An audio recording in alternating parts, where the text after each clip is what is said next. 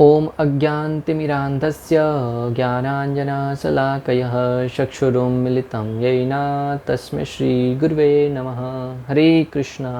आज गीता श्रृंखला के सत्र क्रमांक 223 में आप सभी भक्तों का हार्दिक स्वागत है। आज हम श्रीमद् भगवद गीता के 6ठे अध्याय के जो कि है ध्यान योग श्लोक क्रमांक 32 का अध्ययन करेंगे। तो आइए, श्लोक इस प्रकार है।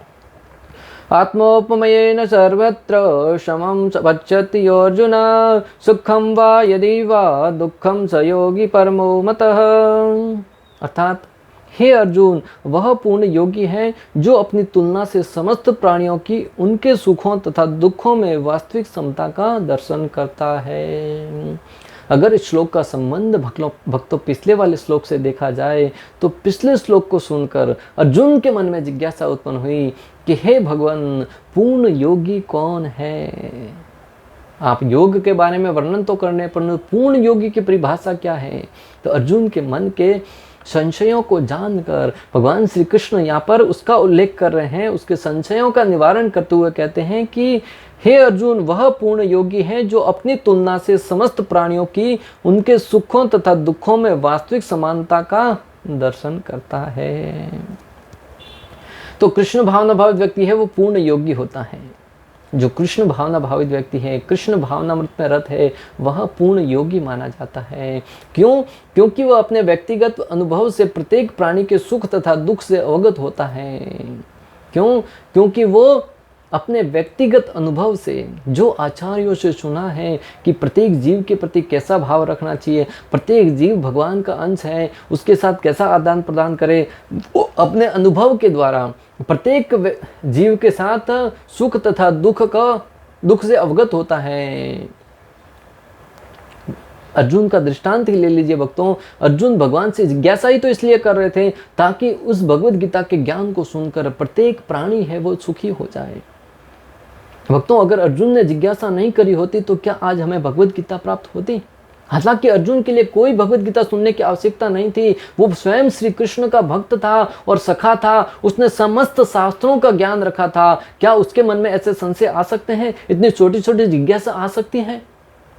अर्जुन को परंतपः कहा जाता है, परंतु अर्जुन समस्त मानव जीवन के कल्याणार्थ उसने अर्जुन ने जिज्ञासा करी। परीक्षित महाराज ने जिज्ञासा करी, श्रीमद् भागवतम प्राप्त हुआ। भक्तों, ये कृष्ण भावना भावी भक्त है, उसके उदाहरण है कि जो भक्त होता है वो समस्त जीवों के कल्याण के लिए कार्य करता है। परीक्षित महाराज ने सुखदेव गोस्वामी सामने क्या प्रश्न किया कि एक मरायमान व्यक्ति के लिए कौन सा कार्य करना उचित होगा।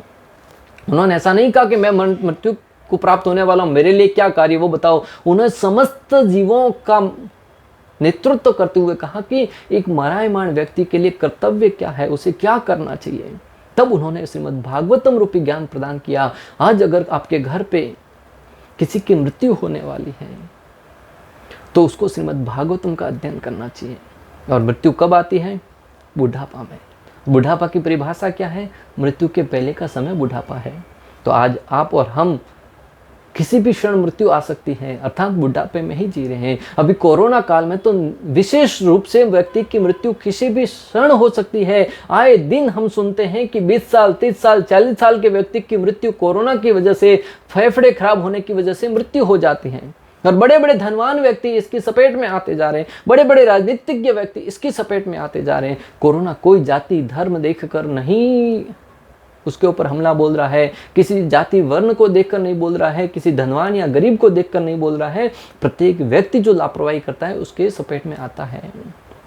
तो फिर आप और हम सब बुढ़ापे में ही जी रहे हैं, इसलिए हमें भागवतम रूपी ज्ञान का अध्ययन करना अनिवार्य है। परीक्षित महाराज की परिभाषा के अनुसार जीव के दुख का कारण ईश्वर से अपने संबंध का विस्मरण होना है।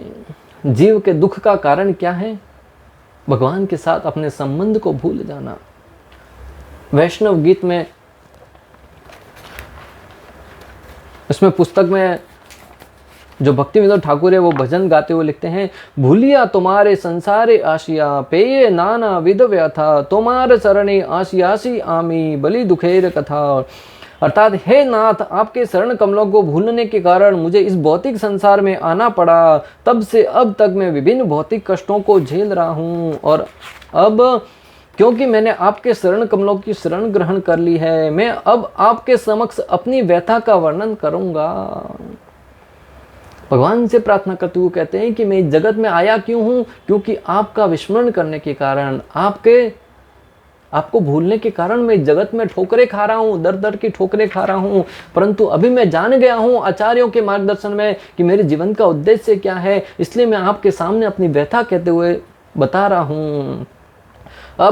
जब मैं अपनी माता के गर्भ में था तो मेरे कर्मों के फलस्वरूप आपने मुझे दर्शन दिए, परंतु उसके पश्चात मैं अपनी कृपा से, आपकी कृपा से वंचित रह गया। जब मैं अपनी माता के गर्भ में था तब आपने मुझे दर्शन दिए थे, जब मैं रो रहा था, बिलख रहा था, आपसे प्रार्थना कर रहा था, क्योंकि माँ के गर्भ में शिशु को अत्यंत पीड़ा होती है। उस अवस्था में आपने मुझे दर्शन दिए थे और तब मैंने आपको वचन दिया था कि मैं बाहर जाकर आपकी भक्ति करूंगा। परंतु जैसे ही इस संसार में आया, इस संसार की हवा मुझे लग गई, मैं भौतिक भोगों में लग गया, मैं आपकी भक्ति नहीं कर पा रहा हूँ। उस समय मैंने सोचा था कि जब मैं गर्भ से बाहर आ जाऊंगा तब मैं आपकी आराधना करूंगा, परंतु जन्म के पश्चात मैं आपको भूल गया, क्योंकि माया के जाल में फंस गया हूँ। वास्तव में मेरे पास वास्तविक ज्ञान लेस मात्र भी नहीं है। कह रहे हैं कि जब मैं अंदर था तब सोच रहा था कि बाहर जाके भक्ति करूंगा, परंतु जैसे इस संसार में आया, माया का प्रभाव से मैं भौतिक भोगों में मग्न हो गया, मैं लेस मात्र भी आपकी भक्ति नहीं कर पा रहा हूँ। आज मैं सोचता हूँ कि बड़ा बुद्धिमान हूँ, बड़ा ज्ञानी हूँ, परंतु मेरे अंदर लेस मात्र भी ज्ञान नहीं है।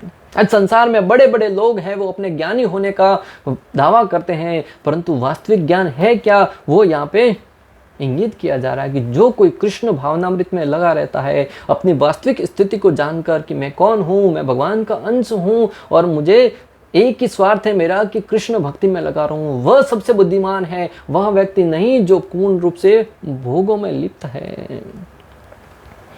मैं एक लाडला पुत्र बन गया तथा अपने रिश्तेदारों के मध्य अपना समय व्यतीत करता हुआ आनंदित रहने लगा। इस प्रकार मैं अपने माता पिता के वात्सल्य में पूर्णतया डूब गया तथा मैं इस भौतिक संसार को पसंद करने लगा।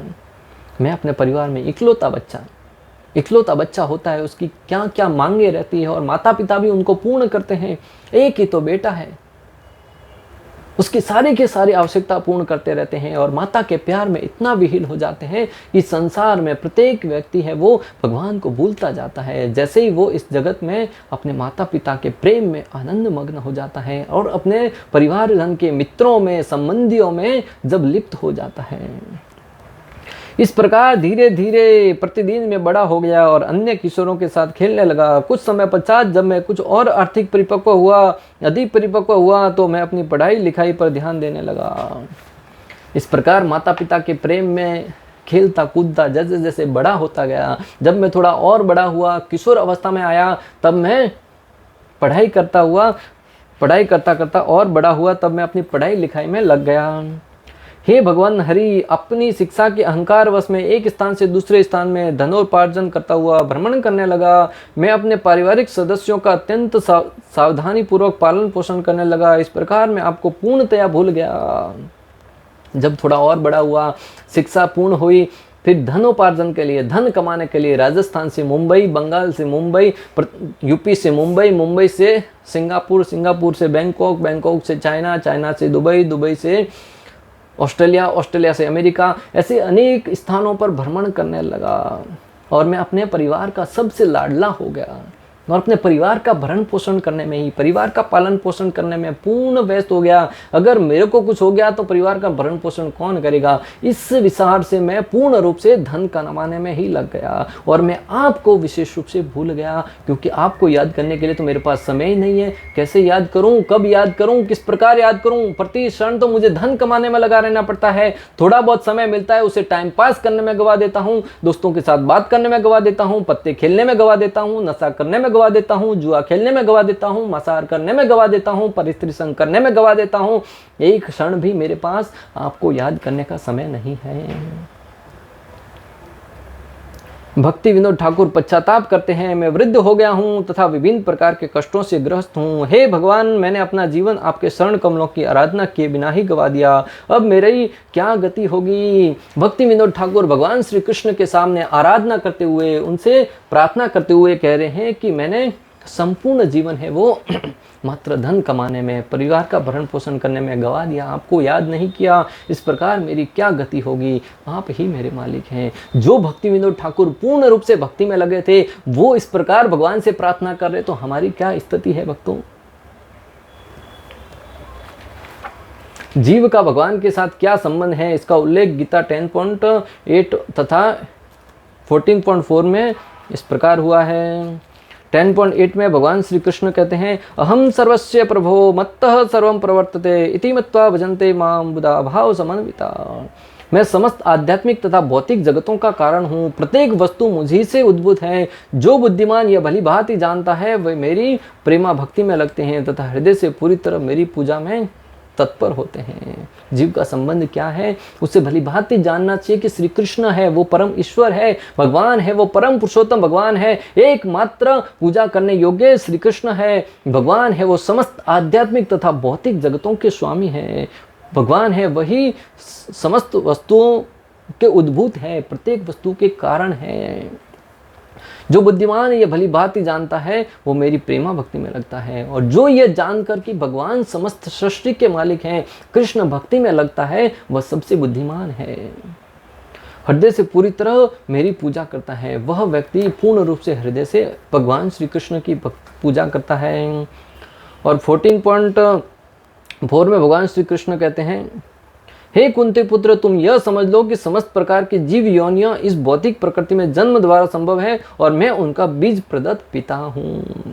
हमारा संबंध क्या भगवान के साथ, भगवान समस्त सृष्टि के परम पिता हैं। पिता हमस्य जगतो माता धाता पितामह, कि भगवान है वो परम पिता, बीज प्रदान करने वाले पिता है वो भगवान है। जब कोई जीव इस भगवान के साथ अपने संबंध को जान लेगा वह फिर माया में नहीं फंसेगा, वह भगवान की भक्ति किए बगैर नहीं रह पाएगा भक्तों।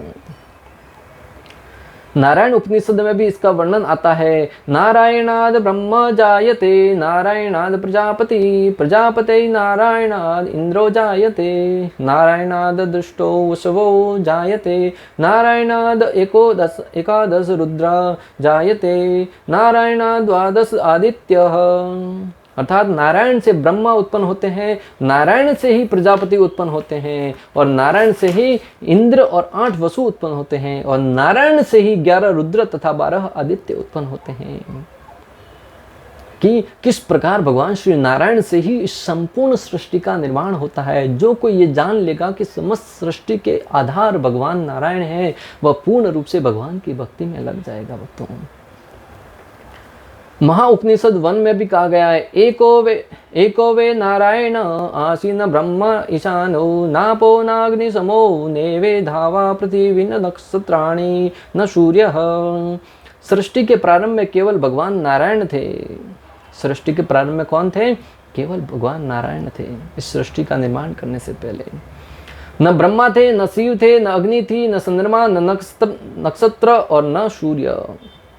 सृष्टि के प्रारंभ में कोई भी विद्यमान नहीं था, एकमात्र नारायण थे। उन्होंने फिर बाद में सृष्टि का निर्माण किया, तब सूर्य को प्रकट किया, चंद्रमा को प्रकट किया, शिव जी को प्रकट किया, ब्रह्मा जी को प्रकट किया, इंद्र को प्रकट किया, समस्त सृष्टि का निर्माण किया। पेड़ पौधे, पृथ्वी, मनुष्य, अनेक पशु, समस्त जीवों का निर्माण भगवान ने इस सृष्टि का निर्माण करने के उपरांत किया। उससे पहले मात्र एकमात्र श्री नारायण ही विद्यमान थे। मोक्ष धर्म स्वयं श्री कृष्ण कहते हैं, प्रजापतिम स रुद्रम च चाप्यमेव सृजामि वे तो ही माम न विजानितो मम माया विमोहितो। मैंने ही प्रजापतियों को शिव तथा अन्यों को उत्पन्न किया है, किंतु वे मेरी माया से मोहित होने के कारण यह नहीं जानते कि मैंने ही उन्हें उत्पन्न किया है। भगवान कह रहे हैं कि शिव, प्रजापति और समस्त देवी देवताओं को मैंने ही प्रकट किया है, परंतु वो मेरी माया द्वारा मोहित होने के कारण ये नहीं जानते कि वो मुझसे प्रकट हुए हैं। आज का जीव भी अपने आप को भोक्ता मान बैठता है, तो फिर दूसरों को क्या कहना भक्तों। जो व्यक्ति प्रमाणिक गुरु से या वैदिक साहित्य से इस प्रकार कृष्ण को जान लेता है कि कृष्ण से बढ़कर कोई परम नियंता नहीं है, वह व्यक्ति सुखी होता है। जो यह भली भांति जान लेता है कि श्री कृष्ण है वो परम नियंता है, संपूर्ण सृष्टि के एकमात्र मालिक है, वो कहाँ से जान पाएगा? प्रामाणिक स्त्रोतों से, गुरु के मार्गदर्शन में। श्रीमद् भगवद गीता यथारूप भगवत गीता के माध्यम से, आचार्यों के मार्गदर्शन से, गुरु परंपरा के माध्यम से, जब वैदिक शास्त्रों के माध्यम से कोई जान लेता है कि श्री कृष्ण है, वही परम पुरुषोत्तम भगवान है, वही एकमात्र परम आराध्य है, उनकी शरण में जाने से हमारी मुक्ति संभव है, वह व्यक्ति पूर्ण रूप से सुखी हो जाता है। जो जो श्री कृष्ण की गोविंद की शरण में गए हैं वो परम आनंद में हुए, निर्भय हो गए हैं। जिस किसी ने भगवान की शरण ग्रहण करी है वह व्यक्ति पूर्ण रूप से निर्भय हुआ है। अनेक जगह पे दृष्टांत आते हैं भक्तों। विभीषण लंका में रावण के साथ रहता था, परंतु जैसे ही उन्होंने भगवान श्री रामचंद्र की शरण ग्रहण करी वो निर्भय हो गए। सुग्रीव बाली के भय से हमेशा भयभीत रहते थे, यहाँ तक कि अपना राज्य छोड़कर एक पर्वत पर जाने के लिए विवश हो गए थे, परंतु जैसे ही श्री रामचंद्र के शरणों का आश्रय लिया भक्तों पूर्ण रूप से निर्भय हो गए। ऐसे अनेक दृष्टांत आते भक्तों, शास्त्रों में भर भर कर पड़े हैं। प्रहलाद महाराज है, ध्रुव महाराज है, नारद मुनि है, जहां कहीं भी आप देखो, जहां दृष्टि दौड़ा कर देखो, जिसने भगवान का शरणागति ली है, भगवान के शरणों का आश्रय लिया है, वह व्यक्ति पूर्ण रूप से सुखी हो गया है, पूर्ण रूप से दुखों से मुक्त हो गया है भक्तों। तो आप और हम भी इतने बुद्धिमान तो हैं कम से कम कि जान सकते हैं कि हमें सुखी तो होना है, परंतु सुखी होने का स्रोत क्या है, सुख कहाँ से प्राप्त होगा, और उस सुख के स्रोत का पता लगाकर अगर गोविंद की शरण में जाएंगे तो हम पूर्ण रूप से सुखी हो जाएंगे, दुखों से मुक्त हो जाएंगे। इसलिए वह कृष्ण भावनामृत को सर्वत्र वितरित कर देना चाहता है ताकि बाकी लोग भी सुखी हो सके। जो कृष्ण भावना भावित व्यक्ति है, जो कृष्ण भक्त है, वो पूर्ण रूप से कृष्ण भावनामृत में लगे रहने के कारण परम सुख का अनुभव करता है, परम आनंद का अनुभव करता है, और उस अवस्था में स्वयं सुख प्राप्त करने के बाद उस सुख को दूसरों को वितरण करने के लिए, दूसरों को भी वह सुख देने के लिए। क्यों? क्योंकि वो प्रत्येक जीव में परमात्मा को देखता है और परहित को देखकर वो स्वयं का हित भूलकर दूसरों का हित करने में लग जाता है। स्वयं सुखी हो गया, दूसरों को भी सुखी करने के लिए जो कृष्ण भावनामृत रूपी ज्ञान है वो दूसरों को प्रदान करने में लग जाता है, प्रत्येक जीव को सुखी करना जाता है। चूंकि पूर्ण योगी कृष्ण भावना भावित बनने के महत्व को घोषित करता चलता है, अतः वह विश्व का सर्वश्रेष्ठ उपकारी एवं भगवान का प्रियतम सेवक है। चूंकि जो कृष्ण भावना भावित व्यक्ति है वो पूर्ण रूप से कृष्ण भक्ति को दूसरों को प्रदान करने में लगा रहता है, संपूर्ण सृष्टि को प्रसन्न करने के उद्देश्य से कार्य करता है, संपूर्ण सृष्टि की जीवों का कल्याण करने के उद्देश्य से कार्य करता है। और वो इस प्रकार कृष्ण भावना रूप ज्ञान है, श्रीमद् भगवद गीता का ज्ञान संपूर्ण विश्व में वितरित करता है और वो दूसरों का हितैषी बन जाता है, दूसरों का कल्याण का कार्य करता है। इसकी पुष्टि स्वयं श्री कृष्ण भगवद गीता 18.68 और 69 में इस प्रकार करते हैं। भगवान कहते हैं कि जो व्यक्ति भक्तों को यह परम रहस्य बताता है वह शुद्ध भक्ति को प्राप्त करेगा और अंत में वह मेरे पास वापस आएगा।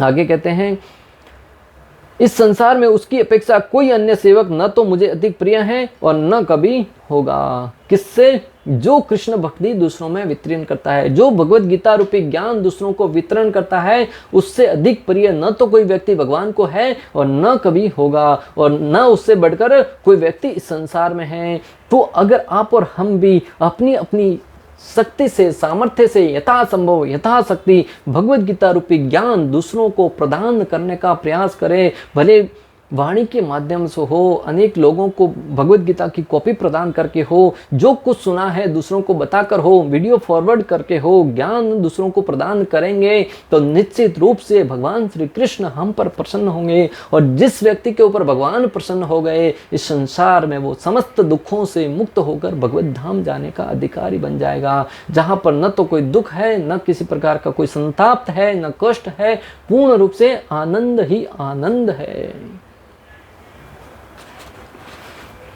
श्रील प्रभुपाद लिखते हैं कि भगवत गीता की विवेचना उन्हीं से की जाए जो कृष्ण को भगवान के रूप में स्वीकार करने के लिए तैयार हो। लेकिन जो कोई भगवत गीता को यथा रूप में प्रस्तुत करने का सच्चे मन से प्रयास करता है वह भक्ति के कार्यकलापों में प्रगति करता है। श्रील प्रभुपाद कहते हैं, भगवान श्री कृष्ण ने स्वयं कहा है कि भगवत गीता रूपी ज्ञान है वो मेरे भक्तों को ही देना चाहिए।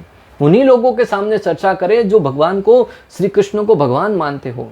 जिनको श्री कृष्ण में श्रद्धा ही नहीं है, उनको अगर आप भगवत गीता का ज्ञान देंगे तो वो इस गीता के ज्ञान को स्वीकार नहीं कर पाएगा। परंतु श्रील प्रभुपाद साथ ही साथ कहते हैं कि लेकिन जो कोई भी भगवत गीता को यथारूप में प्रस्तुत करने का सच्चे मन से प्रयास करता है वह भक्ति के कार्यकलापों में प्रगति करता है और शुद्ध भक्ति में जीवन को प्राप्त होता है। ऐसी शुद्ध भक्ति के फलस्वरूप उसका भगवत धाम जाना निश्चित है। कोई पूर्ण प्रामाणिकता के साथ, पूर्ण श्रद्धा रखते हुए अगर भगवत गीता के रूपी ज्ञान दूसरों को प्रदान करता है तो उसका भगवत धाम जाना निश्चित है। श्रील प्रभुपाद तात्पर्य में ऐसा लिखते हैं। भगवत भक्त सदैव जीवों के कल्याण को देखता है और इस तरह वह प्रत्येक प्राणी का सखा होता है। जो भगवत भक्त है वो हमेशा जीवों के कल्याण में ही लगा रहता है और इस प्रकार वो प्रत्येक जीव को अपना सखा मानता है। वह सर्वश्रेष्ठ योगी है क्योंकि वह स्वांत सुखाय सिद्धि नहीं चाहता अपितु अन्यों के लिए भी चाहता है। जो योगी है वो कृष्ण भावना भावित योगी है, वो पूर्ण रूप से सर्वश्रेष्ठ योगी है। क्यों? क्योंकि वो स्वांत सुख है, अर्थात स्वयं का सुख के लिए ही कार्य नहीं करता, वो दूसरों को सुख प्रदान करने के उद्देश्य से हमेशा कार्य करता है। श्रील प्रभुपाद का दृष्टांत ले लीजिए भक्तों। अगर प्रभुपाद जी चाहते तो वृंदावन में रहकर बड़ी आसानी से अपना स्वयं का जीवन को साध सकते थे, लक्ष्य को प्राप्त कर सकते थे, परंतु उन्होंने अपनी स्वयं के सुख को त्याग कर पाश्चात्य जगत में जाकर कृष्ण भक्ति रूपी ज्ञान दूसरों को प्रदान किया, जिसके बारे में उल्लेख भगवान श्री कृष्ण ने कहा है कि मेरे ज्ञान को दूसरों तक प्रदान करो। श्रील प्रभुपाद भारत में ही नहीं पाश्चात्य जगत में जाकर, जहां पर लोग पूर्ण रूप से नशे की वस्तुओं में लिप्त थे, मांसाहार करने में, पर स्त्री संग करने में, जुआ खेलने में पूर्ण रूप से लगे हुए थे, उनको भगवत गीता का ज्ञान प्रदान किया। और जब उन्होंने भगवत गीता का ज्ञान प्राप्त किया तो उनका जीवन परिवर्तित हो गया। ये है एक कृष्ण भावना भावित व्यक्ति की विशेषता। और प्रभुपाद जी के बाद श्रील प्रभुपाद के जो मिशन है कृष्ण भावनामृत संघ, उसमें लगे अनेक भक्त हैं जो अपने परिवार के ऐशो आराम को छोड़कर, आनंद की स्थिति को छोड़कर संपूर्ण विश्व में भ्रमण करते हुए कृष्ण भावनामृत रूपी ज्ञान है, भगवत गीता रूपी ज्ञान है, वो संपूर्ण विश्व में प्रत्येक व्यक्ति तक पहुंचाने का प्रयास कर रहे हैं।